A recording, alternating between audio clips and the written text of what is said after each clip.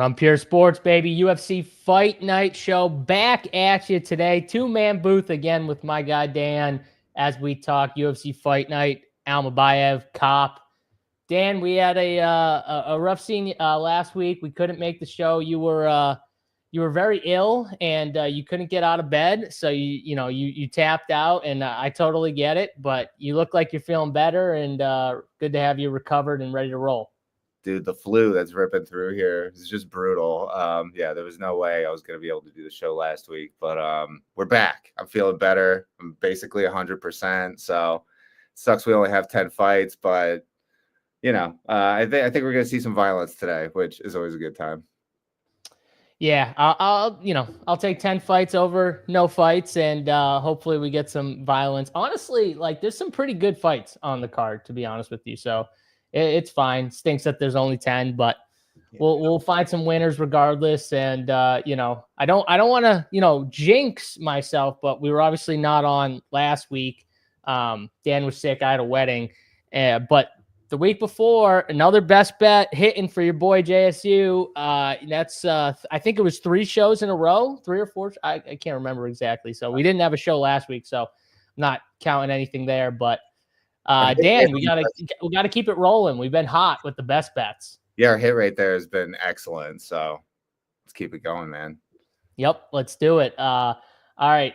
What's up, Josh Lee? I see easy bets in the chat. Andy, Sikamamba. What's going on, boys?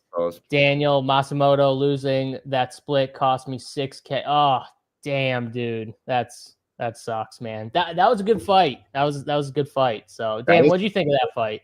That was tilting as fuck, man. I was glad that Matsumoto ended up losing the split there, because that would have wrecked me. I was super low on Matsumoto. My breakdown on that fight was kind of like, this guy doesn't really produce a whole lot of offense. And then he goes out there and lands like 10 takedowns, which is super annoying. It seems like whenever you're fading a guy, the stat counters, they'll count every single mat return as a takedown. But it's like when you really need a takedown, they're super stingy with it, which is just like how it feels. I'm sure you just like remember the bad times. But yeah, that fight, I mean, he ended up being optimal in a loss anyway. Yeah. Because of the way that the event ended. I bet Rob Font, so I was happy with the outcome. I did think that Masamoto's path was takedowns, though, because I was like, I watched this guy get lit up, against guys that aren't as good of, boxers and strikers as Rob Font. Like, Rob Font on the feet is going to be tough for him, because he just wants to like walk through shit. And once you like get up to certain levels, Dan, you can't just keep walking through everyone like that. And eventually someone's going to catch you. And so I did think that was his path, but I was happy with the outcome because I bet the other side. I mean, I knew like Matsumoto would have some wrestling success because Font's takedown defense is really bad, but it's like it's hard to project the guy, landing like 8, 10 takedowns, whatever it was. Yeah, for sure. That's tough to unless you're like Marab, that's like a really tough thing to project when you're looking at it. I just meant it more like I did think takedowns were his best path to getting a victory. So whatever. We move on to this card here. 10 fights. Dan, we lost, a woman's MMA fight. Okay. And then the Castaneda De Silva fight, which might have been an all right fight. You know what I mean? De Silva was looking a little older in his last fight, it seemed like, but that could have been a decent one. So we start off the card here. Charles Johnson, minus 130 on DraftKings Sportsbook right now, 7,800 on DK versus Razavin Timarov. Probably fucked that name up, but that's all right. 8,400 for Timarov.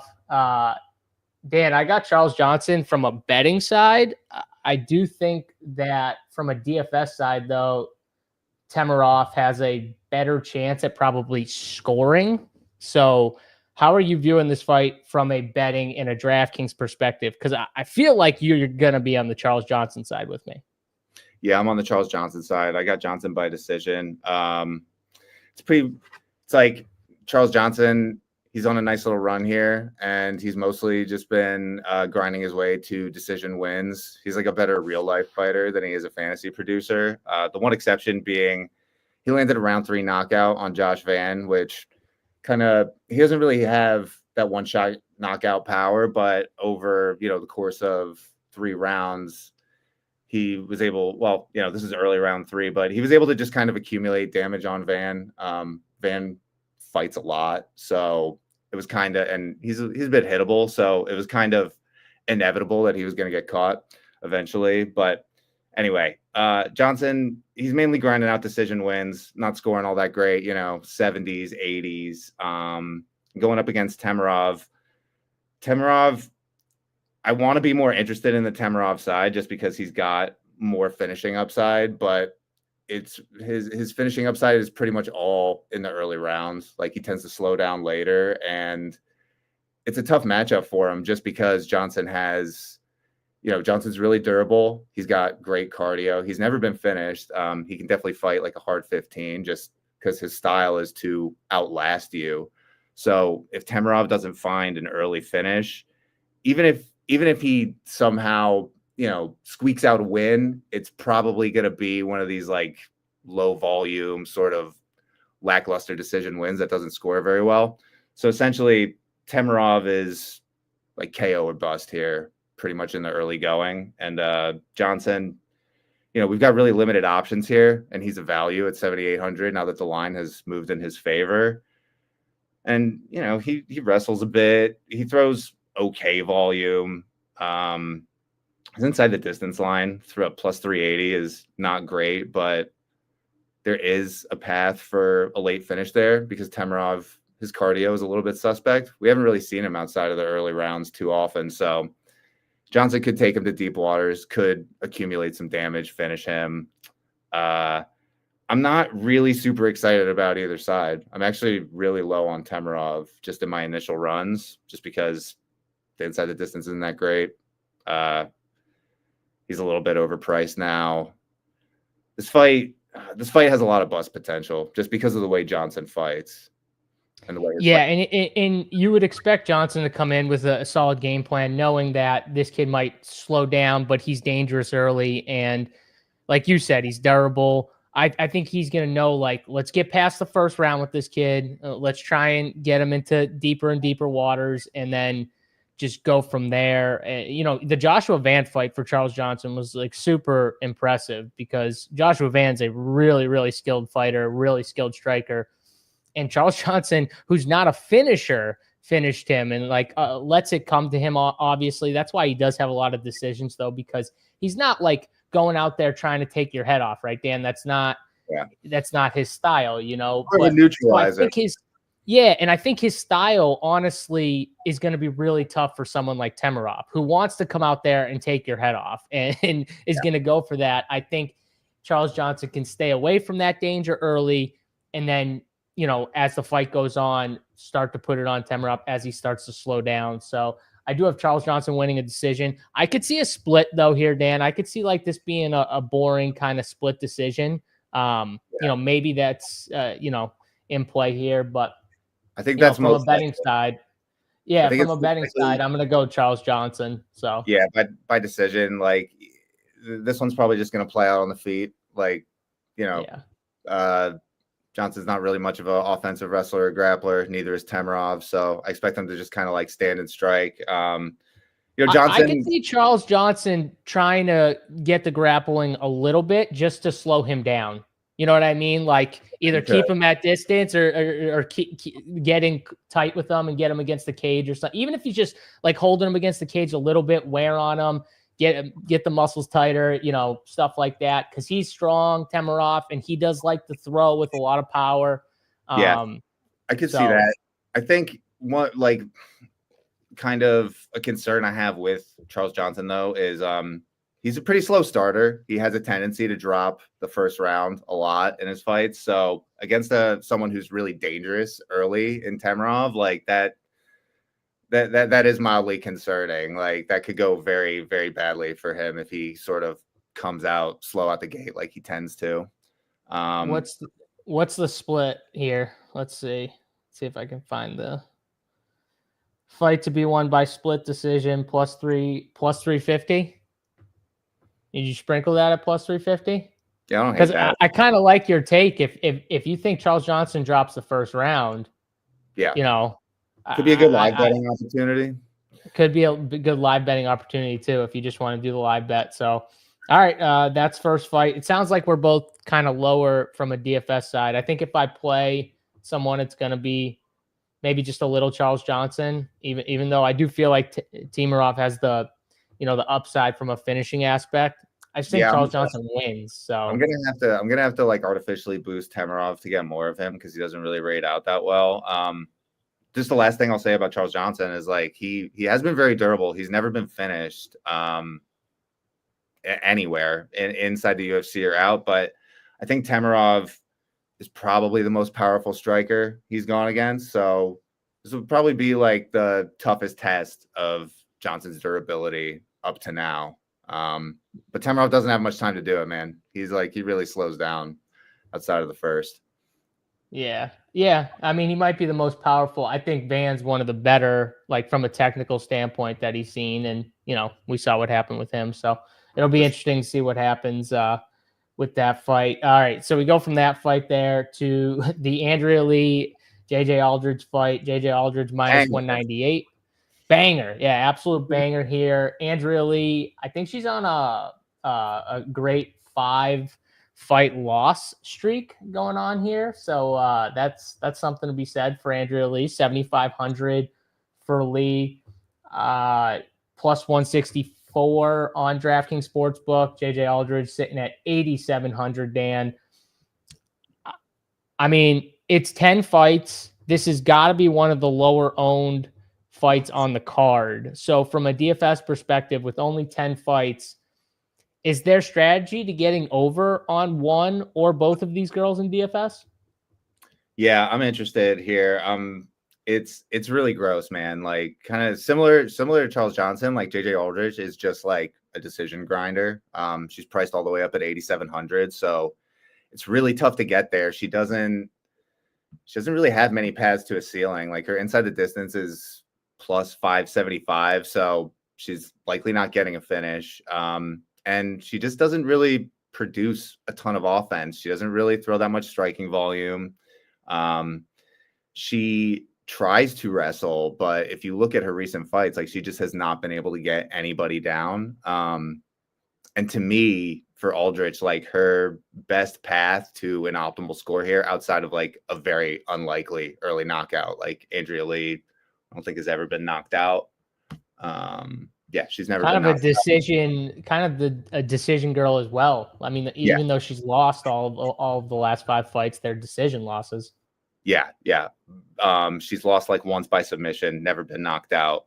So outside of a very unlikely early finish for Aldrich, she's got it's really thin, but I think there could also maybe be like a path there to the optimal and a heavy, like a wrestling heavy decision, just because Lee's takedown defense and defensive wrestling has been pretty awful lately. So that might be an area Aldridge would be like smart to exploit. Because I think Lee has her on the feet. So I think she'd be smart to go after the wrestling, but I don't even know if she can execute it. So like Aldridge, it's super thin. She's projected to be the lowest owned fighter on the entire slate. So on a 10 fight slate, I have like some interest there by default, but it's not something I'm excited about. And like, it's really gross, but I kind of have more interest in Andrea Lee at 7,500. Just like she is on a 5-fight losing streak. She's looked really bad. She's slowed down quite a bit. She's getting outstruck and out wrestled in all of her matchups recently. But I think she actually has better offensive wrestling than JJ Aldrich does. So again, it's like, it's pretty thin because, sorry about that. It's pretty thin because she's looked really bad, but like at 7,500 on a short slate, she throws like a moderate enough amount of volume and wrestles just enough that I could see her putting up a useful score here. I really hate it, but she's cheap. She's going to be 16% owned. the short slate, like you're kind of forced to take your shots there in 150. What? So like, here's the thing with Andrea Lee. It's like, she could win and still put up like a really shitty score, but could that be optimal? She could lose even and like put up a decent score too, though. Like that's true. she has, she still, I think, is capable of like putting up enough volume at her price to be useful. And I don't think the loser will be in the winner because I think we've got some live dogs here. But yeah, I mean, it happened just last week. It's not something that I go out of my way to build for, but it's like, again, with limited options, you're sort of like forced to consider these things. Yeah, I get it. I think if you're making only a couple lineups, this is probably a fight that 9 times out of 10, honestly, is not optimal, but you can get lucky that 10% of the time, that one time where something happens, and you never know, like fluke things can happen too. You know what I mean? You catch a girl, and somehow, I mean, Aldridge gets a finish or Andrea Lee gets a bunch of takedowns. Like, that stuff can happen. So on a slate like this with ownership that low, like I'm just, you take shots for the randomness as well. Yeah, like I'm gonna pick JJ Aldridge. I'm gonna bet JJ Aldridge, but from a DFS side, I get you going with the 7,500 dog just because of the price. And honestly, you're kind of just hoping you can find 2 cheap dogs that win. Because if you get 2 cheap dogs on the card that win, you're gonna have a pretty good team. So, that's the way I look at this slate. If you think there's a path, and even if the path is slim, you got to take some chances with some of these dogs. So, is Charles Johnson a better play than Andrea Lee? Yes. You know what I mean? But at the same time, the ownership is going to be different, I would assume. What's Andrea Lee coming in at? Andrea Lee's coming in at 16%, which is 3rd lowest on the slate. Charles Johnson's coming in around like mid-30s, which is pretty high for what he offers offensively to me. So it's way easier to get overweight on Andrea Lee or just go to the field with Andrea Lee as opposed to someone like Charles Johnson. So super easy. Yeah. I get it. I think I like Lee more than I like Austin Lane here. Possibly even Ramos. It's so gross, man. It's really gross.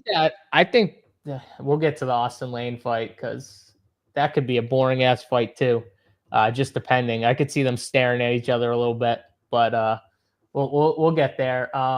From this fight, Dan, though, are you gonna get over on JJ? Or are you gonna be kind of fading JJ? Because you said you like Lee for ownership. What are you doing with JJ? I mean, she's 13%. It's kind of hard to not get over just because, again, like limited options. It's not something I want to go crazy on. We'll see how it shakes out. Honestly, in my initial runs, like before, like kind of editing any projections or anything, I'm getting like 30% of each of them, which feels, again, like really gross and really bad. But what are my other options here? I mean, we're going to talk about them. Daniel Silva and Lucas Almeida. You get to this is like an exact fight that we're talking about. Like, here's an option: 8,600 Silva. Like, Silva is such a better play than JJ Aldridge, obviously, but the ownership. This is like your difference right here. And if somehow you get Aldridge to outscore a couple of these guys, then you're going to be sitting with probably a low owned. Even if it's duped a little bit, right? Because there's 10 fights, not as high of the dupe here. So it's really tough to like kind of the difference. It's really tough to like Aldridge outside of the obvious ownership. But it's like Gomes is projecting to come in a little more owned than her, and I actually like him quite a bit more. I mean, we'll get to it. Aldridge to me, she's a tough click, man, but I honestly think they're both tough. I honestly think they're both tough clicks. So, but Lee at least is 7,500s, whereas Aldridge 8,700. So I get that. If I played anyone, it would probably be the dog too. Just because of the price tag. So, We're both on the JJ side from a bet standpoint. Let's go to the next fight here. Danny Silva, 8,600 for Silva, coming off a dub versus Lucas Almeida, also coming off of a decision win, 7,600 for Almeida. Danny Silva sitting minus 270. So that line's moving a little bit up towards the Danny Silva side, just a little. Over on DraftKings Sportsbook, Almeida sitting at plus 220. I like Danny Silva. I like his game a little bit. I think he's got a good mix of, offensive striking. He's got nice footwork. He can get caught sometimes because his hands are a little low at times. He likes to, do the thing with his hands where he's moving them all around and stuff. And he can get hit. But he also has some takedowns, so he can mix that in a little bit here, which I think it's going to be in play, honestly, against someone like Lucas Almeida. So I just think Danny Silva is the overall more skilled fighter. I actually like the plus 800 on the submission prop for Danny Silva. I think that's a fun little submission prop at plus 800 if you just want to sprinkle that. But yeah, I mean, Lucas Almeida, at least he has some power, so I don't think he's someone that on a 10-fight card you should X out of the pool.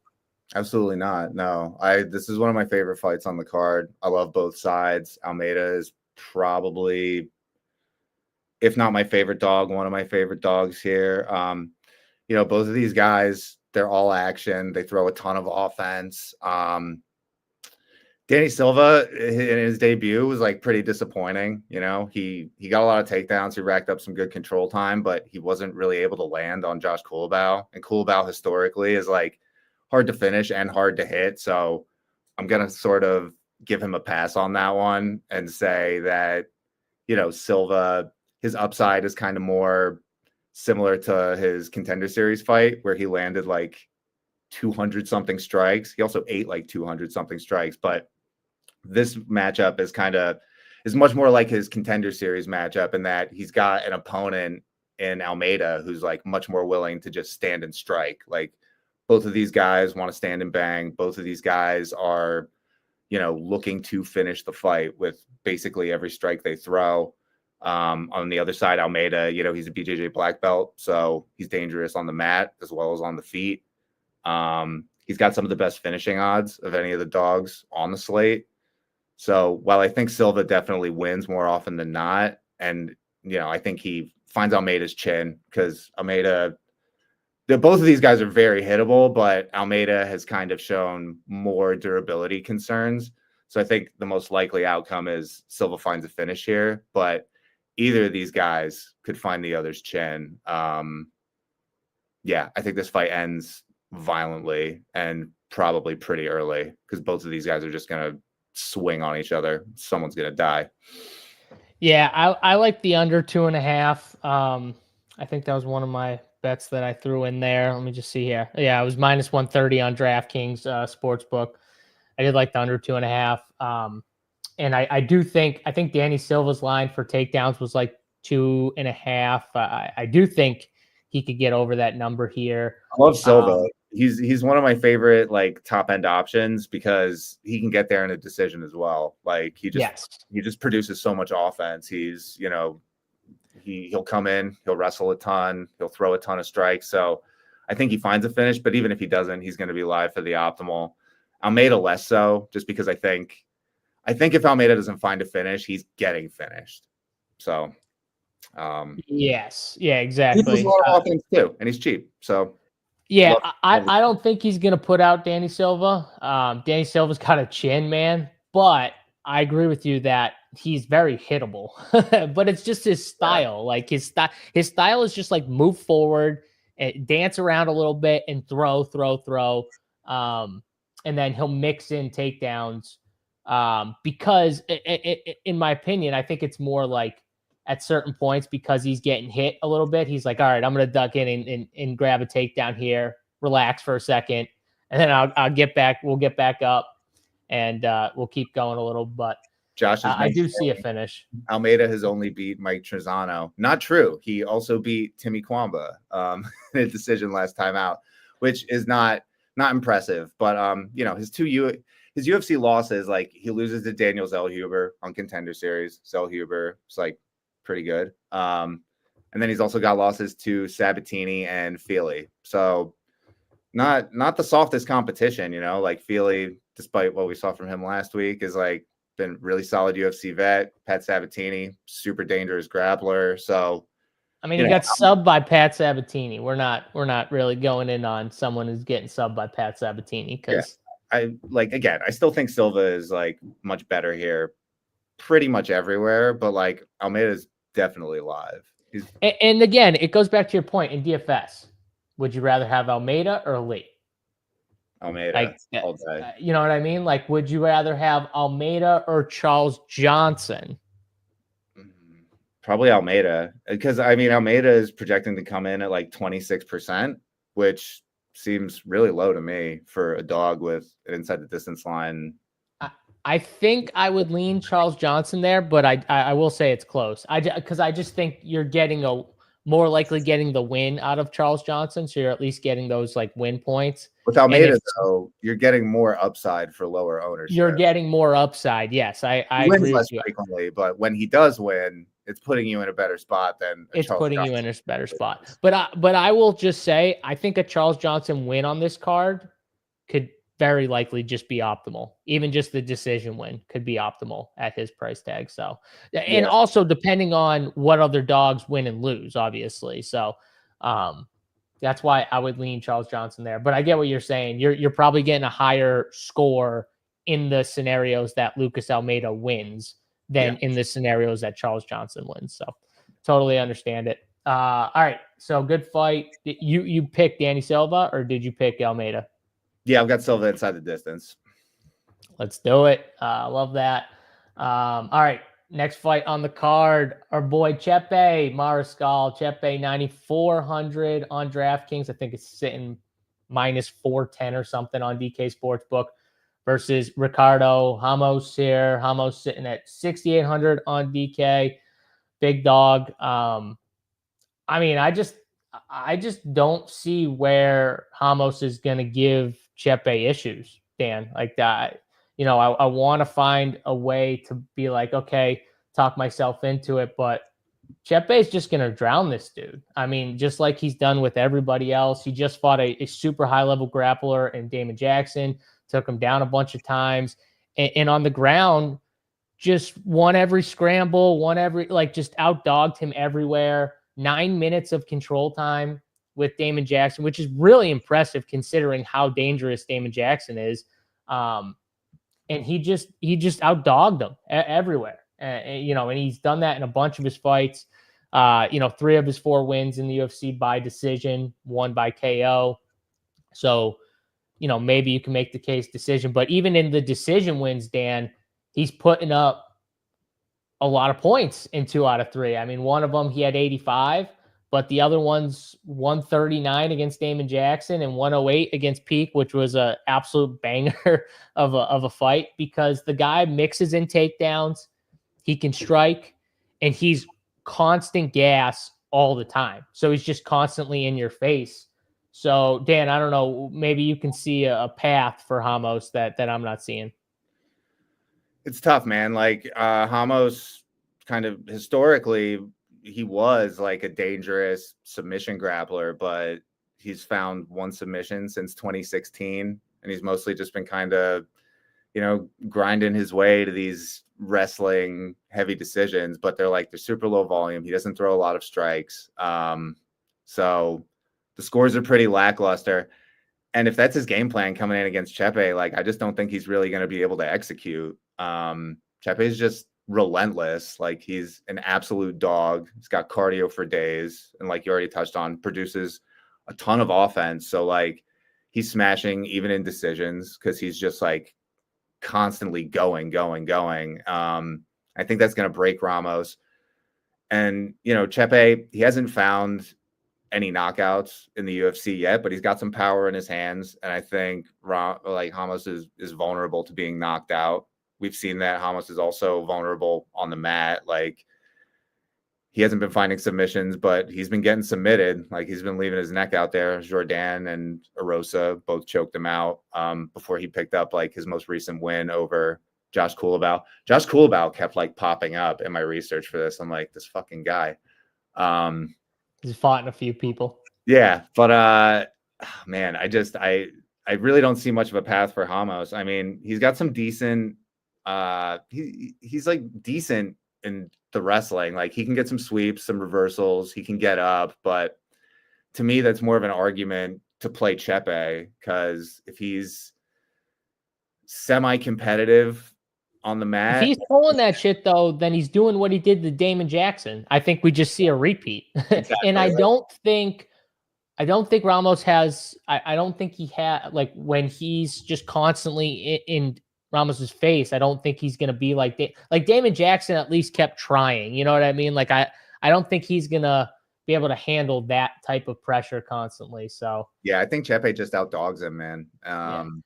And again, like I think he's live to find a finish, but even if he doesn't, he scores really well in decisions. So Chepe is like top priority for me. I'm going to play a bunch of him. Ramos, on the other hand, he's another one of these, you know, he's going to be around 20% owned, which seems like a lot. I know this low end is pretty gross. Like him and Austin Lane in the 6Ks are both really disgusting to me. I have, God, Austin Lane actually rates out much, much better for me than Ramos does, which is, I feel like I keep saying this shit is gross because it is.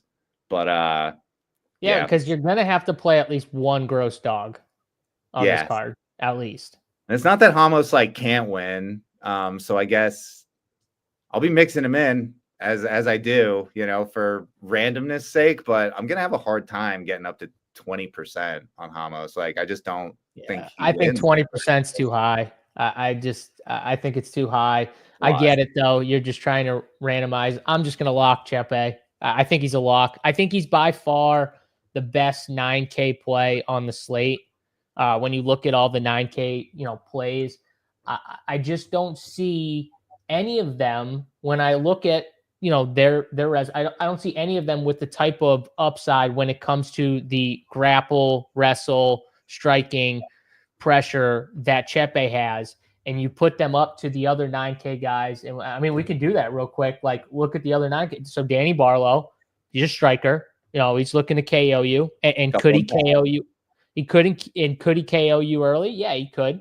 But I don't think he's going to offer a ton in the wrestling and grappling, right, Dan? I don't think we're going to see a ton of wrestling grappling. KAPE is definitely going to stay away from the wrestling and grappling. He wants to strike. So, you know, the only upside difference for him is that he gets the extra rounds, but he's not going to wrestle or grapple. Esteban Rimovic, he can throw in takedowns, but he more wants to strike. He more wants to outdog you. Him and Hack Press are going to stand and bang. Like they're just they're going to bang. That's going to be a fun fight. Yep. But Chepe is definitely like the most well-rounded up here in the 9Ks. He's got the most paths. Like Pinto, I don't think Pinto's going to wrestle or grapple. I think he's going to stay on the feet. He's pretty KO or bust too. So I mean, yeah, Chepe. My point though, like Chepe, I feel like is the one guy in this 9K range that offers you both upsides of like he can get the KO, he can wrestle and grapple, and in a decision, he's going to still have a shot to score really well. Is more my point. So yeah, I'm going to have a ton. It's not to say though that Pinto couldn't knock out Lane in the first 20 seconds and be optimal. I'm not saying that. I'm just saying either way it goes, I think Chepe has the best chance of scoring in like a decision win, you know, than these other guys do. And so that's why I'm probably just gonna lock Chepe, and then, you know, that's one less spot I have to think about. So and like we don't have you know, we've got 9K, 9.1, 9.2, 3, 4. It's not a super loaded top end, and you can fit multiple of these guys. It's not like playing Pinto is going to stop you from playing Chepe, or, you know, Chepe you can still fit in. Like you can fit both of them in. It's pretty easy. No one's taking Ramos here. I just said I'm locking Chepe, so I don't think anyone's taking him. I think Dan's trying to, in his 150, he might try and mix him in a little bit just for random, but maybe he can turn back the clock and, grab a choke. We've seen crazier shit. Chepe is a tough dude, man. You're going to really have to sink that thing in to where he's never been subbed. He's never been subbed. So it's a really thin path for Ramos, but we've seen bigger dogs pull off the upset. So, yep. All right, let's move on to the fight that you referenced a few times, actually. Austin Lane and Mario Pinto here. Mario Pinto sitting 9,300 on DK. Austin Lane 6,900. Lane coming off of, I think it was the decision win over Despaigne, where he just got a takedown and pretty much rode him for the rest of the rounds and won a decision. I think that was like plus 1,200 to the decision bet. I only remember it because I bet it just for fun. That was like one of my fun bets that I just, sprinkled some on. I mean, I did think it was a path because Despaigne can't stop takedowns, but he did it for all 3 rounds. So, I was heavy on him too in DFS. Like that was, and I think he was optimal just because I think he was too. Yeah. Just laid him trade for 3 rounds, which is, and he was like 6,800. So, and that's like the most success Austin Lane has seen inside the octagon. It's like being like just wrestling Despaigne, and then he also had some wrestling success against Denise, who's like a kickboxer and has no wrestling or grappling, but even Denise eventually knocked him out. And that's the thing. Lane. The thing with Lane though is he's an athlete. He's athletic, and he's not super. I wouldn't even say he's super skilled with like the takedowns. It's just when you have no takedown defense and you're as athletic as someone like Austin Lane, they're just going to try and like push that, and he did it, and he kept them down after he got them down pretty much for the majority of the time. So I don't think he's not going to be able to do that here. No, for a couple reasons. So Mario Pinto, when you watch him, he's much more like he's not going to rush in. He's not looking to take your head off either. He's much more calculated. I think he's someone that I think we see a second or third round finish as opposed to a first round finish. I think these guys, the first round could be a little boring. I think we could see some staring. He's going to kind of just wait and be patient for Austin Lane to come in. He's not throwing those, like, even in the Contender Series, Dan, it was like a little check hook that just dropped the dude. You know what I mean? It wasn't like he was throwing everything into his punches. I think he's pretty good, though. I think he's got decent footwork for a guy his size, which he's a big boy. I kind of like his game. I like that, he's not like just head hunting, you know what I mean? Which a lot of these big guys just go straight head hunting. And they're just moving forward and just looking to bomb away. That's not really what he's going to do. So I do think he finds a finish. I think it's later. I think it's the second or third round. I think he's patient, and I think he kind of lets it come to him. And I think at a certain point in this fight, Austin Lane is going to try and force takedowns again at some point. And I think he's going to get caught, So I do see Pinto winning the fight. I do think, though, Lane at 6,900 in DFS is someone that you can sprinkle in. I like him more than Ramos. They're the same kind of price, Dan. So I'd probably prefer Lane over Ramos if I was picking the two. But where are you at with this fight? Yeah, just like a pretty gross, low-level heavyweight fight. Like, Pinto looks like a good prospect, but he's super young. He's super green. So he's got a lot to learn. But he looks comfortable everywhere. Like, I think he'll be able to stop the takedowns. He's got some decent wrestling. The thing is like you touched on it, he's just like really patient, and like he's pretty content to just sort of like point fight until there's an opening. Like you said, that knockout that he scored on Contender Series, he didn't really throw a whole lot into it. It was just kind of like a little check hook, which is like pretty intriguing. Like, you know, you love to see somebody able to generate knockout power with just kind of like without throwing everything into it. I like Pinto a lot. I think he's going to have a lot of success in this division. But there's significant downside risk in just that he's not going to rush out and try to end Lane immediately.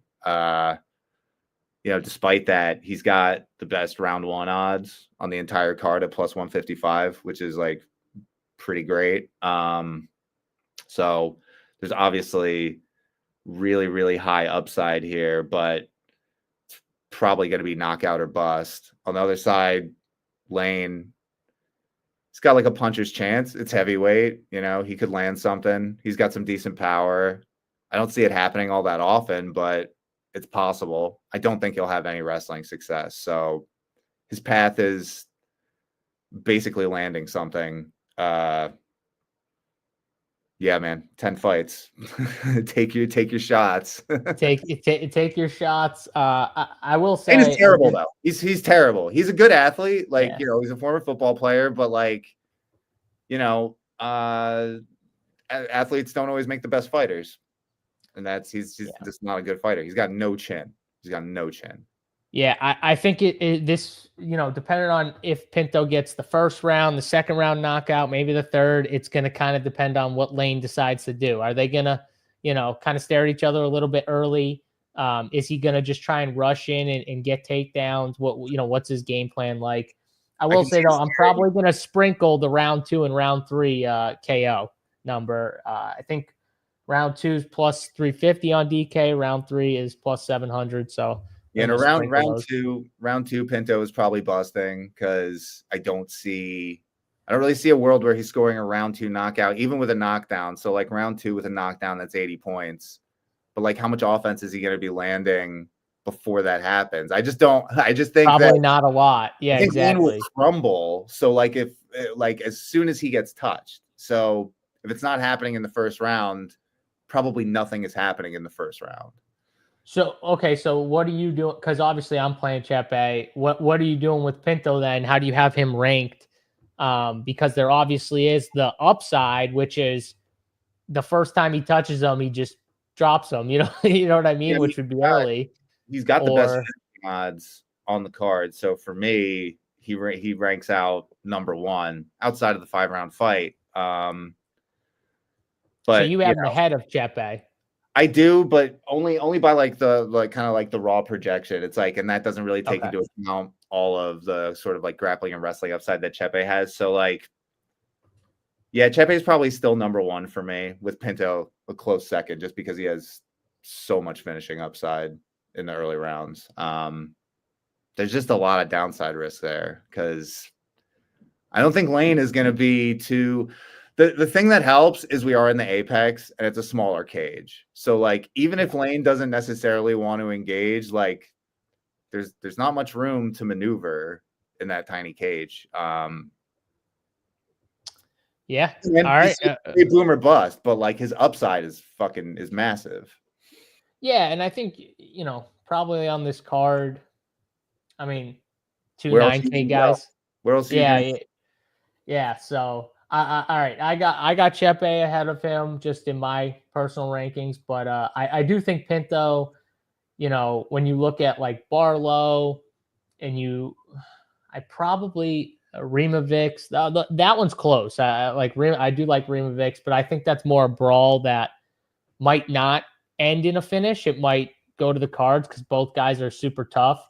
So yeah, it's interesting, I guess, how you rank them. I'd probably have KAPE ahead of him just for the extra rounds, but yeah, KAPE I'd probably have him third. Number 1. I'm probably gonna have him more than anybody. I mean, I might end up pretty split with him and ALMABAYEV. So either Pinto or Chepe I might have slightly more, but like KAPE is probably my top priority. Who blocked you? We didn't block you. I see you right here. Get out of here. Fake news. We didn't block you. I don't know if you're even talking about us, so I have no idea. All right, let's get past this fight here, Dan. That was a while here. Let's go to Left Hand to God, Danny Barlow, 9,200 versus Sam Patterson, 7K. Sam Patterson won his last 2 fights by submission. Then you got Left Hand to God, Danny Barlow. One fight he won by KO. Last fight he won by decision. The decision fight did not score very well in the win. He broke his arm. Close fight. He broke his arm. Yep, that's true. But this dude is literally he's a very good athlete. It's all about his left hand. Everything is setting up his left hand. So even that right where it's just kind of the jab, he's just literally just throwing it out there, almost trying to bait you. You can walk through this, you can walk through that. And then they start to come forward and he throws that left hand, trying to catch him. Man, he's got power. He's got power. He has a nice little knee that he like to throw, a little jumping knee. He's an athlete, but I will say, I do think the styles, Dan, one is Danny Barlow is going to try and keep it on the feet. And if it stays on the feet, I think he's going to find a finish. And then Sam Patterson, I think, is the opposite. I think he's going to try and get this thing to the ground. And if he can get it to the ground, I think he has a chance to find a finish. So, yes. It's 2 different styles, and it's kind of which style wins out. Obviously, Sam Patterson is a pretty decent dog right now. He's 7K on DraftKings. Where is he at? Plus 230 on DK Sportsbook, whereas Danny Barlow is minus 285 on DraftKings Sportsbook, sitting 9,200 on DraftKings here for fantasy. What are you doing with this fight? Because I can at least make the case that for both guys to have a shot to finish the other in this fight. Oh, yeah, I love this fight. I think it definitely ends inside the distance. Just like you said, either Barlow is going to be knocking Patterson out or Patterson is going to be submitting Barlow. It's very binary in that way. Barlow is he's pretty one-dimensional. He doesn't really look to wrestle or grapple at all. So he definitely wants to keep it on the feet. He's got one trick. He's got that one trick, and it's his left hand, but it's a fucking great trick, man. He's got serious power. And Patterson on the feet, he's going to be in danger the whole time it's on the feet. He's got pretty suspect chin. He's hittable. He doesn't really throw anything back your way that would keep you from just sort of marching him down. So Patterson's going to want to get the fight to the mat. The problem there is Patterson's going to be giving up quite a bit of physicality. I expect Barlow to be kind of the bigger, stronger fighter. And he's not a great wrestler. He's not using wrestling takedowns to get the fight to the mat. He's more just trying to get in close, clinch up with you and trip you down. So I'm not so sure that he's going to be able to do that too easily. But if he does get the fight to the mat, he's super live to, he's got 2 submission wins in his last 2, both early. And Barlow has shown some pretty solid wrestling and grappling defense, but it's been against really low level competition and it hasn't really truly been tested. So again, it's a binary fight. If it plays out on the feet, I think Barlow has a really strong, he's going to need a knockout to be optimal because he just doesn't produce enough other types of offense to score well in a decision at 9,200. So he's dependent on a knockout. I think there's a really good chance he gets it. But if this hits the mat, Patterson is also super live. And I'm actually surprised, with Patterson's inside the distance number of plus 285 at 7K, he's far and away got the best finishing odds in that low end. And he's only projecting to come in at 26% owned, which is super low to me. I'm going to probably try to get up around in the 30s. And then Barlow, I'm probably going to be around 50 because I think this fight ends early either way. Yeah, I'm higher on Sam Patterson too. I like the plus 450 submission number. Just because, like you said, if he gets it down, he's live. And for DraftKings, he does have the grappling upside. It's like you though, like the rest. He's not like it's not like a wrestling style where he's just shooting. He's trying to get a hold of you, and then from there trips, getting you to the ground, body locks and stuff like that, and getting you to the ground from there, which he can do. So Danny Barlow, it's definitely going to be tested. If they get in those situations, but Sam Patterson also has to be careful when they're getting in close that he doesn't get caught, because obviously, he can definitely get caught. Danny Barlow's got serious power. So I think for me, I'm going to naturally have a little bit more Sam Patterson at that ownership in 7K. And I think he's got a path to finish. I'm going to be higher on him. So I'm going to be a little lower on Danny Barlow just because I'm not playing 150. And I like other 9K guys too. So, as long as I get out of that first round, I feel confident Danny Barlow is probably not optimal if it gets out of that first round. So yeah, it's gonna be tough for him. Unless it's gonna be tough for him to be optimal outside of the first round. Patterson, on the other hand, like usually with these, submission guys who don't really throw much volume anywhere, there's like significant bust risk there just because like a late round submission usually doesn't score very well. You get a lot of like 80s, 70s, shit like that. But it's 7K on this slate. That's viable as well. So good. Yeah, that's definitely viable at 7K. I'll take 70 at 7K. I'll say that's optimal on this slate if I get it. So, all right, that's that fight. 4 more fights to go here. Hyder Amel sitting 7,400 on DraftKings versus William Gomez. 8,800 for Gomez. And Dan, I was wrong on his last fight. I thought Brito was going to go in there and kind of run through him. I thought William wasn't going to be able to handle the pressure, the pace of Brito, and he did. Now, it was a close fight.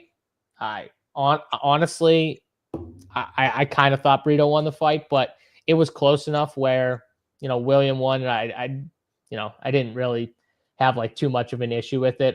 It was definitely that close of a fight, but I didn't think it was going to be close, honestly. I thought Brito was going to, have the path to just run right through him, and he didn't. And now you've got Hyder Amel, who, honestly, is he as good as Joe Anderson Brito?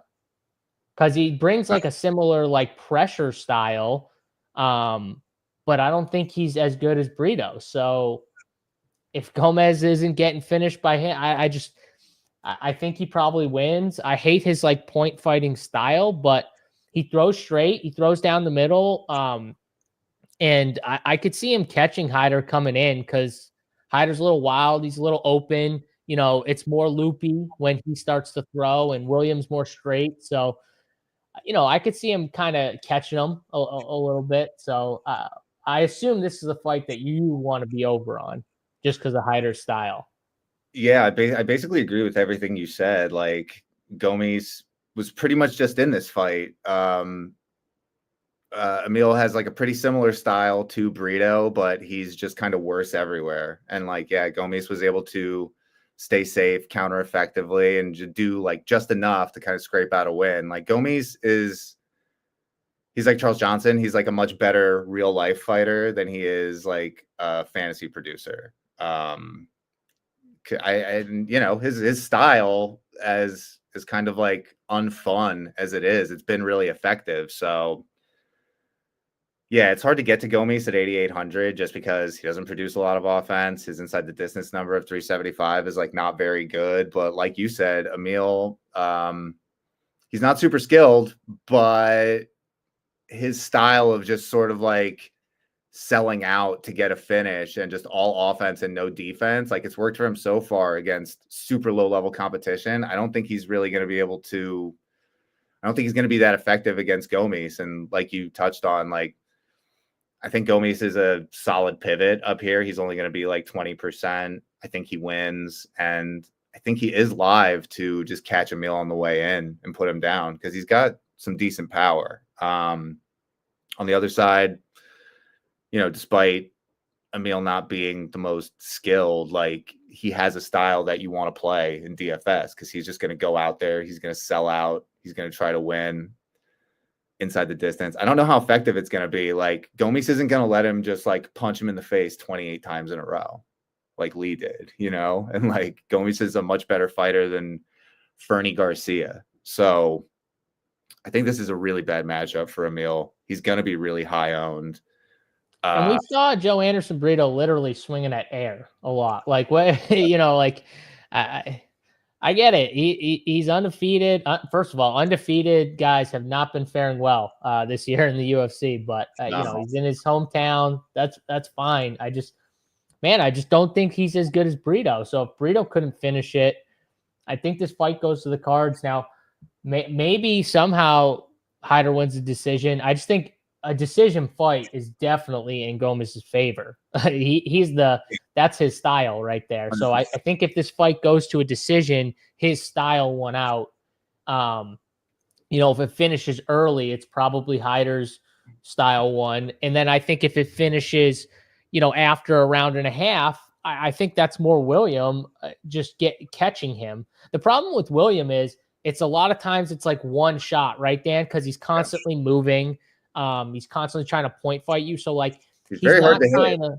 He's hard to hit. That's why he's hard to hit. But he's not trying to like double up and you know the combinations and stuff aren't always there. Whereas Hyder's coming in and he's trying to knock your lights out, not just one punch, but then he's throwing a bunch of punches. Yeah, and moving forward. So it seems like a bad. It seems like a bad matchup. And like Hyder, he's gonna be next to ALMABAYEV. He's gonna be like the most popular option down here, and I just think that there's like way more downside risk here than the field is like. I at least get it. The kid's got power. I get it. I totally get it. Yeah. I love you love to back a guy who just goes out there and like sells out trying to finish the fight. Like that's obviously like what we look for at DFS, but there's a pretty big skill gap here. And also like a lot of times these styles make fights, right? So like if he can do this, it honestly makes Gomez a better play in a way. Because if you think that, you know, he can interrupt Gomez's style, then it's like one of these guys probably gets finished. So if it's a decision, I don't think either of these guys are optimal. That's the point. So you're looking for a finish in this fight. So honestly, if you like Hyder, I would still play unless you're making only like a couple lineups in DFS. Like if you like Hyder, I would still have some Gomez mixed in because I think that means that you like a finish in this spot. I think if you're more on the Gomez side, you probably like a decision. So that's the way I look at this fight. I'm probably going to be under on. I mean, I'm definitely going to be under on Emil, like 35%. For, you know, to be the most popular dog outside of ALMABAYEV on this slate with kind of the worst matchup and most downside risk, like I got to come in under on that. And then Gomes, you know, despite his low ownership, I'm coming in under on him just in my initial runs. I might bump him a little bit, but like, I don't know, when I'm not getting, when a guy is like that low owned compared to everyone around him and I'm still not getting all that much of him, it's like, I'm not really looking to force it.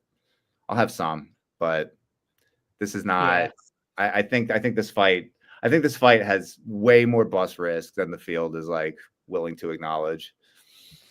Yeah, it's just going to depend for me. Like, you know, what I'm doing with Hyder is going to depend on like because I think I'm gonna pretty much jam KAPE and Chepe. So it's just gonna from there. That means I'm gonna be not on ALMABAYEV.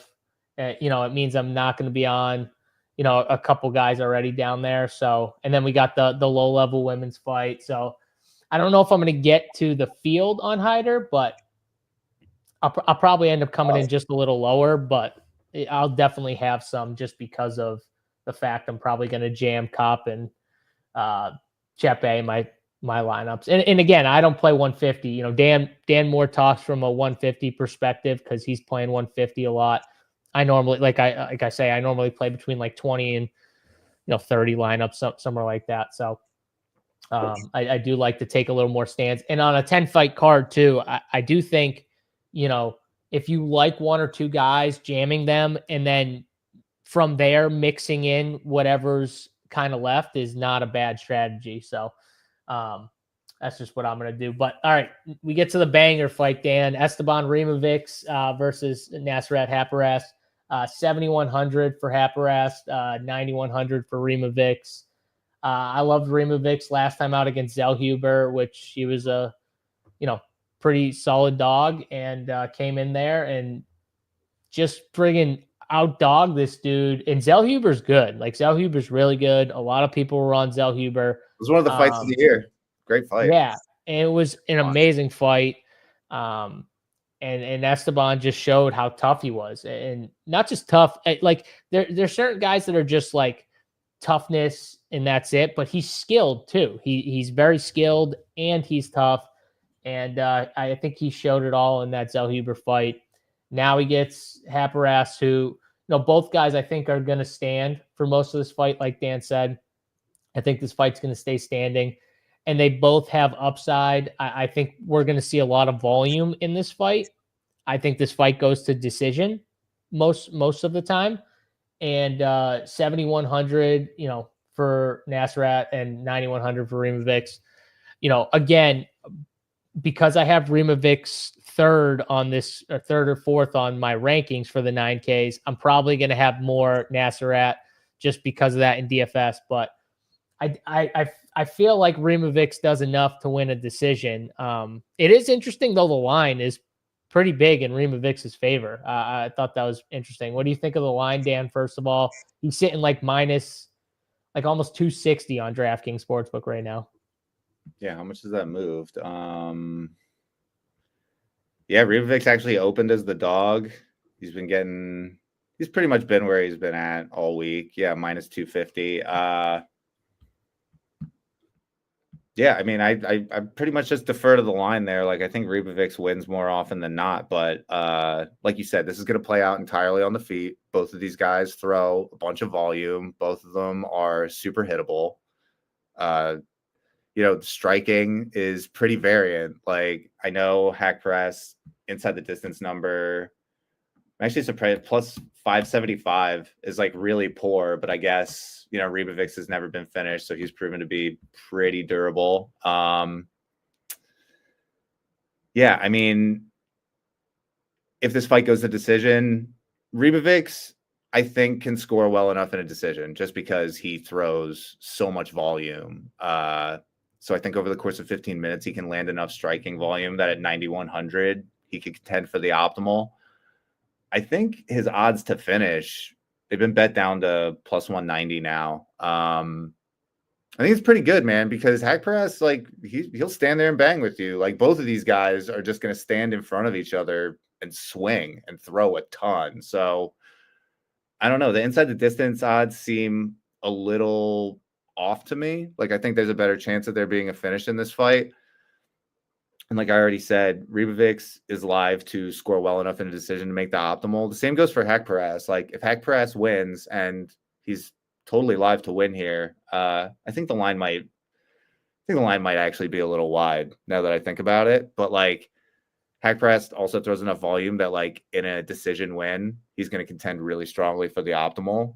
And I think his odds of finding a knockout here are a little bit better than the line entails, and that will obviously score well enough. So I like this fight. It's hard to get to Rimovich as much as I would probably like. I'm definitely heavier on the Haqparast side just because I think this line is a bit wide. And, Haqparast he's live here, man. He's live. Throws enough volume. Has more chance to end inside the distance than the line entails. That's pretty much it. Yeah, I agree with you 100%. 7,100, he's definitely live. And like you said, in a decision win, I think there's going to be enough volume in this fight where I don't really worry about the decision. I think we're going to see a lot of volume here from both guys. So if he wins a decision, I think he scores really well still at 7,100. So, yeah, it's a great fight. It's a good fight to target. Two more fights here on this card. Cody Brundage, 7,700 versus Julian Marquez. Marquez coming off 3 straight knockout losses. you know, the Gregory Rodriguez loss. Okay, that I don't really kill him for getting knocked out by Gregory Rodriguez. That dude's got a ton of power. Marc-Andre Barrios, a little older. Okay. Reese. Getting finished by Reese like that. Not good, Dan. And now we get Cody Brundage, who, you know, you can make like Cody Brundage, who lost the Bo Nickel, beat Reese, knocked him out. The Malkoun fight, the DQ, whatever, you know, lost to Dumas. He's had his ups and downs, Cody Brundage, for sure. But this line, I don't know if it's flipped, but I know Cody Brundage, it was almost a pick 'em on DraftKings this morning. I think it was sitting -115, -105. Marquez was the slight favorite, but I got Brundage here. I think Brundage has power. I think he showed that, you know, his wrestling and grappling, you know, is good enough. So I think he's got upside in both areas. And he definitely has power. IQ, you can make the case, not all there. But when you've been knocked out 3 times in a row and, you know, Reese was the last one, I got to go against you here. So I'm taking the dog, the slight dog. But Cody Brundage, 7,700. I'm going to be heavy on, I think, just because of that price range. I think he's the best in that, you know, just under 8K price, Dan, at that price tag. So I'm going to be high on Cody Brundage here. Yeah, dude. Cody Brundage. I hate this. Cody Brundage rates out like really well. Obviously because of the line move. He's also got one of the better inside the distance lines, like just on the slate in general at +150. But for his price at 7,700, like that's really good. It's crazy to me though, because he's been so bad. Like Brundage is 2-4 in the UFC. He's super lucky to be 2-4. Like one was the DQ against Malkoun, where he was getting the shit kicked out of him, and you know Malkoun hit him in the back of the head a few times. So he gets the DQ. No one was more tilted than that, by the way, than Big T. I'm pretty sure I was at his house for that fight, and he was so mad about that. He was so mad. I think we bet Brundage. So, and Brundage was like a +500 dog. So like, yeah, he's a massive dog. We cashed that ticket. We take him how we can get him. And then like against Zach Reese, like it was pretty funny and cool, but like, you know, he was caught in a submission and then just sort of like slammed Reese on his head on the mat, which again is like really funny way to win a fight. Pretty fun to see, but like not exactly indicative of future success. Like, man, I have to stop myself from like trashing Brundage too much because I have to like make a case for him. He's 7,700, and this fight is gonna finish. Yeah, I know the people in the chat don't like Cody Brundage. I don't like Cody Brundage, but this fight is gonna finish, and he's 7,700. Yeah, Marquez, like he's been getting knocked out, which you know you touched on it, but it's just progressively worse competition. It's like, okay, RoboCop beat the shit out of him. You know, Marc-Andre Barrios also like kind of had to beat the shit out of him to get him out of there. Zach Reese just you know flatlined him. Just like one-shot flatlined him, which is terrible. So Marquez, his chin is looking extremely dusty. Brundage has terrible striking, but he does have some power. And like he could land an overhand right and just end Marquez's night real fast. Yeah, Marquez also has like really good inside the distance line. So I'm going to be heavy on both sides of this fight because like you said, like somebody is getting finished. And like Marquez is dangerous on the feet. He's dangerous on the mat. I've got some hesitations there, though, because it's sort of like similar to Patterson. It's like he is dangerous submission grappler, but he doesn't have a processed way of getting the fight to the mat. Like he's a much more opportunistic grappler than like a processed one in that he's not landing his own takedowns. I don't think he's landed a single takedown in the UFC. He's tried, but he hasn't landed one.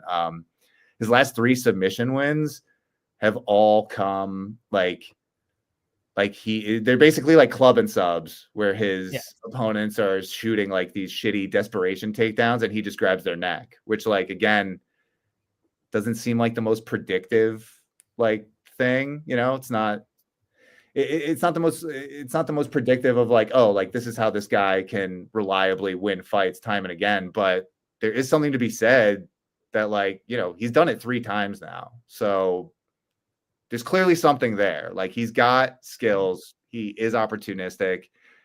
And man, I am on the Brundage side, but it's like, given all that, this seems like a pick really Marquez. Pick him. I hear it in your voice. You're starting to flip. It just seems like a really bad matchup for Brundage, because like Brundage on paper should have a wrestling advantage, so he should want to try to wrestle. But it's like, when people have tried to don't ever expect him to do what he should do. When people have tried to wrestle Marquez, he grabs their neck and chokes them out. Well, so maybe he won't wrestle. And I think someone's getting flatlined. Someone's getting flatlined. I think he'll be in danger, like, whenever they're on the mat. So like, my process is leading me. So I might be biased, and I'll openly admit this, but I've picked against Marquez in all of these other fights that I brought up: the Rodriguez fight, the Barrios fight, the Reese fight. And again, these were all closely lined fights. Let's remember this too. These weren't like, you know, Marquez was a massive dog and he goes out there and gets, you know, KO'd, and we're like, well, yeah, he was a massive dog. No. He was favorites in some of these fights. And then in the fights he weren't, it was a very close line. So it's not even like that. I'm honestly more picking against him than it is for Cody Brundage, because I just don't think he's that good. And I'm getting Cody Brundage is still the slight dog. So give me the slight dog. I think someone's getting flatline here. Yeah. Cody Brundage is 7,700. I need dogs on this card. I mean, that's just more what it comes down to. I think this is a great fight for DFS. Someone's going out. Yeah, it's less about what Brundage brings to the table than the fact that Marquez's chin is dust. And so it's a disgusting fight, but it's gonna end inside the distance, like, more than likely. I'm gonna be heavy on both sides of this. Like, as much as I hate Cody Brundage, like, I'm gonna be playing a ton of him, a ton. I'll probably end my night cursing Cody Brundage again, but you know, it just is what it is. Well, if you're cursing Cody Brundage, then you might be happy with Marquez if that's how the night goes. So yeah, it's a good fight. Someone's going out, and you know, whatever side you want to pick, I'm just gonna pick the cheaper guy, slight plus money. But I get it if you don't want to trust Cody Brundage. Again though, like, I don't know how you can say you trust Marquez. So if that's if your case against Cody Brundage is that you just don't trust him, it's like, okay, but so you trust Marquez? Yeah. I don't know how you could say you trust Marquez way more than Cody Brundage. Yeah, I don't know how you can say that. So just take both sides. Just take both sides. I'm gonna bet Brundage just because that's like a pretty substantial line move. But DFS, yeah, I'm taking both sides and just hoping for violence. Yep. Dan, who you got in the octagon, JSU or Big T? Oh man, shit. There are weight classes for a reason, man. I'm just gonna leave it at that. Dan smart to not give an answer, but to say the obvious common sense, which is weight classes for a reason. Big T wouldn't want to get in the octagon with me. I'd take his ass down in 2 seconds. That guy's got no balance. I'd literally just whip him to the ground. He's got no balance. You clinch him up, trip takedown. I take his kneecaps out, one or the other. All right. I would like to see that fight. I would never fight Big T, but it would be funny to like live stream us in like an octagon style ring, just you know, friendly. The problem is though, is like, if you get in there, like, you're gonna, like, I would have to, you know, try, because he's a big fucking dude, obviously. So like, I would have to. So it's not like we could just like mess around, right, Dad? It's like that, you know. Either of us, we don't want to hurt each other. So, but someone would get hurt. That's me in the octagon with JBC though. I'm like down to hurt JBC. Dan's like, I'll knock out JBC for free. That's fine. I've been dying to get him in the octagon. What we need is I think you would have to wait in a line, my friend. I think there's many people that would be dying to get into an octagon with his partner John. I think would be the first one to step in that octagon. I've been calling for this fight for years. I'm definitely in the front of the line. I got Dan by first round KO on JBC, and it might not even be a KO. It might just be like JBC literally, as Dan's going to like punch him, just grabs his chest and drops to the ground. Like, just like, I don't think I'd want to hit him in the face because like he's just my boy and everything. I don't want to hurt him too bad, but I'm thinking just like a really well-placed body shot would just crumple him and he'd crumble him, like fold him in half. Just fold him. Yeah. I like a nice like front kick to the gut is kind of what I'm thinking. Yeah, like you wanna give him pain without like the actual like like face. You want to give him like pain still. Yeah, I don't want to mess up his face. It's just like fuck up his dude. A hit right to the stomach he'll feel that. He'll be feeling that. So I like it. All right, that's enough there. JBC was shitting himself again. Did you hear that story he was saying on the golf show about him shitting himself? I can hardly keep up with the amount of JBC shit stories that there are. There's another one? He's got too many shit stories. Oh, no, actually, you know what? I do know this one. Feel better, man. Feel better. Maddie, what are you saying? Maddie's saying, what's he saying? It's all fun and games in a fight until the big man gets a hold. Yeah. Good luck getting him to catch me. Have you seen that guy move? What kind of like if we do like the RPS like one night MMA tournament, are we doing like a small apex cage or like a big cage? I don't know. I think we got to do a small cage. We got to force the action. A small cage would probably be better for like instant action, right, Dan? Like quick, like round style, like 1 or 2 rounds max. I don't think people are going like 3 fucking rounds, like 1 or 2 rounds max, Because if that was the case and we had a big cage, I'd wait Big T out 1 round. I'd circle and get him tired. Yeah, I'd gas him out after 1 round. Easiest thing ever. I'd be like, who is the dude who just fought? Zalal. I'd be like Zalal, circle in the fucking cage, just circle, almost running until Big T got tired. That would be my game plan. Then I'd just get him to the ground. All right, final fight on the card here. Manel Kape. Kape sitting 9K on DraftKings versus Asu ALMABAYEV 7,200 on DK. ALMABAYEV sitting, I think, like a plus 180 dog on DraftKings Sportsbook right now. Kape sitting at minus 218 on DK Sportsbook. Dan, I think, this fight comes down to, can Asu get some takedowns? Or can Kape stuff the takedowns and keep this fight mainly on the feet? I feel like if this fight plays out more on the feet, Kape's going to win more rounds than not and probably win a 5-round decision, at 9K. I think that still might score decent at 9K because, get those 5 rounds. So, I mean, I got Kape in this fight. Asu struggled to take down Matthias. It was kind of weird too in that fight. It felt like he wasn't even trying to push it with the takedowns either. Like it didn't feel like, I felt like he could have been more aggressive early. It felt like he was trying to be more conservative with it. And now you get a 5-round fight against a guy like Kape who's going to be ready for those takedowns. Obviously he fought Makhachev and lost, but, and that was kind of a boring fight, but I don't know if Asu's going to be as dangerous from a takedown perspective as Makhachev. Yeah, no. I'm on Manel Kape here. First Kings is asking, will Kape be optimal? I think he's got a really good shot at the optimal, man. I think, he's pretty inconsistent. He's been like more tentative at times, but last time out against Silva, we saw like what Kape looks like when he lets his hands go. Like that was probably one of his best performances in the UFC. Dan, I'll also say, just to compound that point that you just made, don't forget, the fight before that was the Makayev fight. And what happened after that fight, where he lost the fight, but who got thrown out of the UFC? It wasn't him.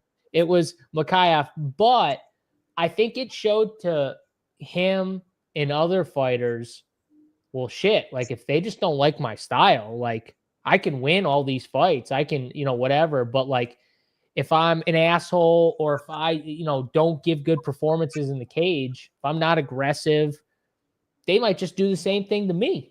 Look at Yusuf Zalal, you know what I mean? And what he's done back. And I think in the Silva fight, he showed like, hey, I can do this. If this is what you want, like I'll bring a fight. Yeah. And I think he stuffed like every single one of Silva's takedown attempts. Manel Kape, obviously in the striking, he's got a massive advantage here. Like he's an elite striker. He's got elite quickness. He's got great power. Like as long as this fight is on the feet, ALMABAYEV is going to be pretty outmatched and he's going to be in danger. Like I think Kape is super live to find a finish here. He's got some of the best power at 125. And again, like he's going to have a significant advantage there. There is some downside risk because ALMABAYEV is like, he's a relentless wrestler. He will just spam takedowns. His whole game is sort of predicated on taking you down and controlling you, either like trying to dominate you for the whole fight and control you, or he's looking for a submission. I just don't know how easily that's going to come against Kape. Like Kape, he's got solid takedown defense. Even when he does get taken down, he's got great scrambles, great get up. So I don't think ALMABAYEV is going to be able to dominate him on the mat.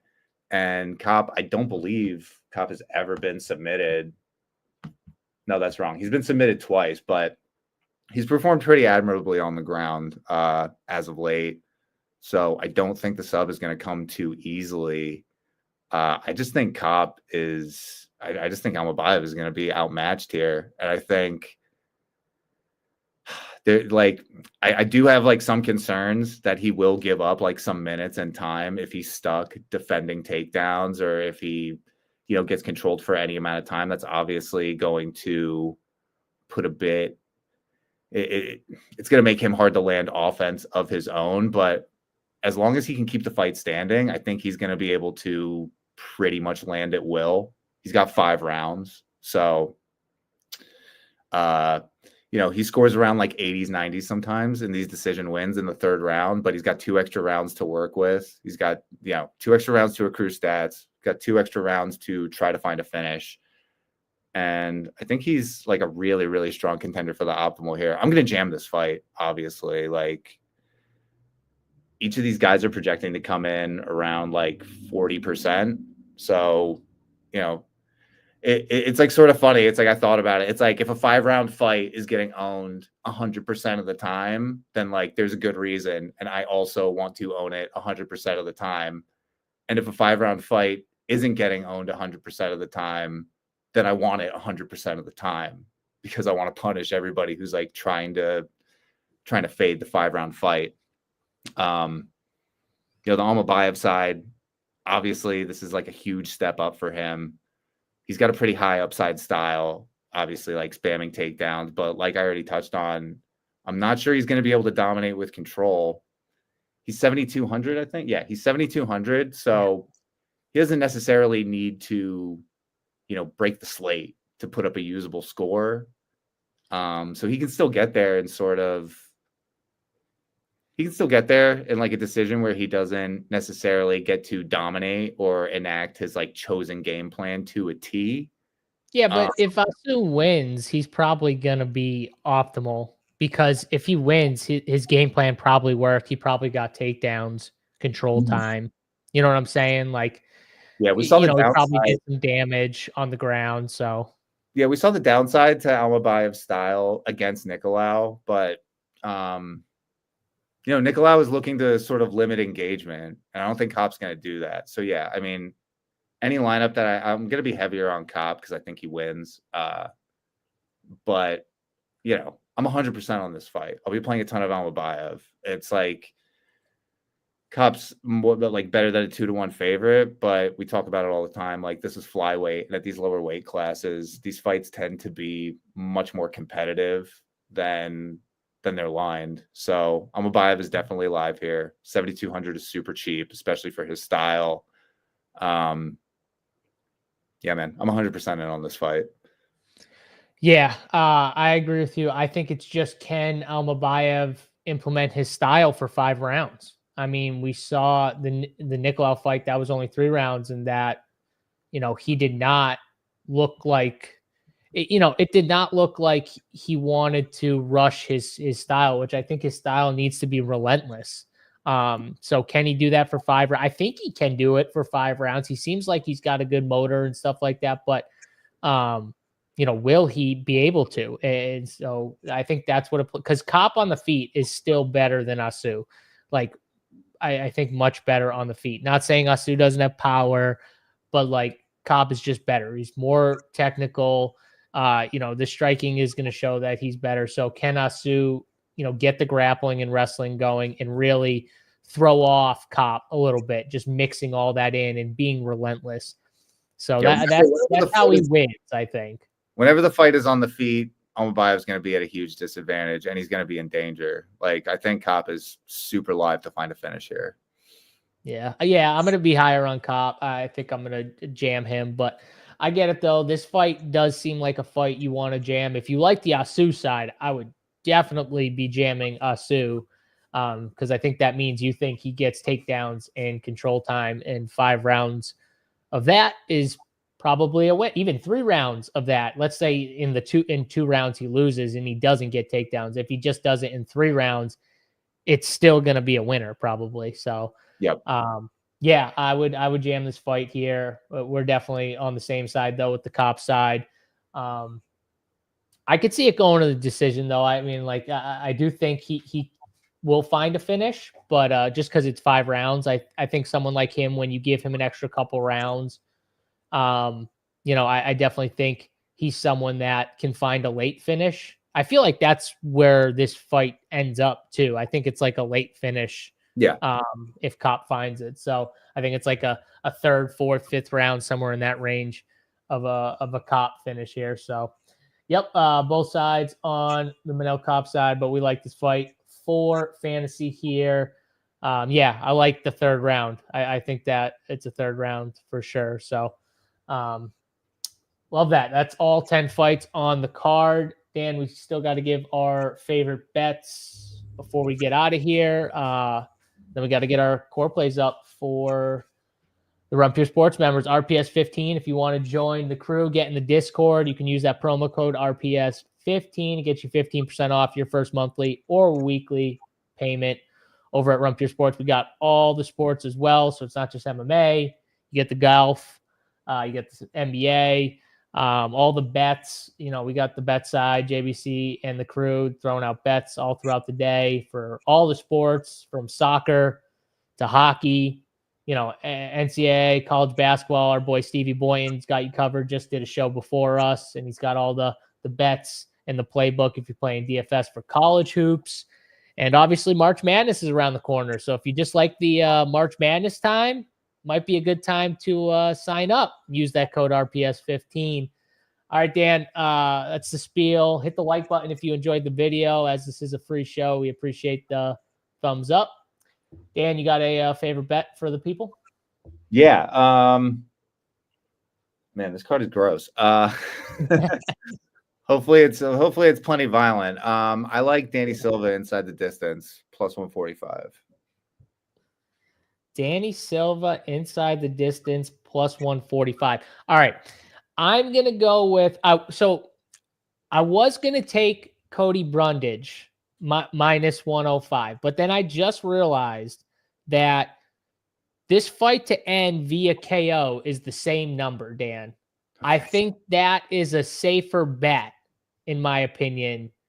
So if you don't like Cody Brundage, but you like this fight, I think exact method of victory on DraftKings Sportsbook right now, this fight to end via KO, TKO, DQ minus 105 on DraftKings is a pretty good bet here for the Cody Brundage, Julian Marquez fight. So I'll give that one out as my favorite bet there. There's the best bets. If you want more bets, more DFS plays, all the breakdowns and stuff we got, check us out, runpuresports.com. We'll be back next week for the big card for Dan and myself, JSU.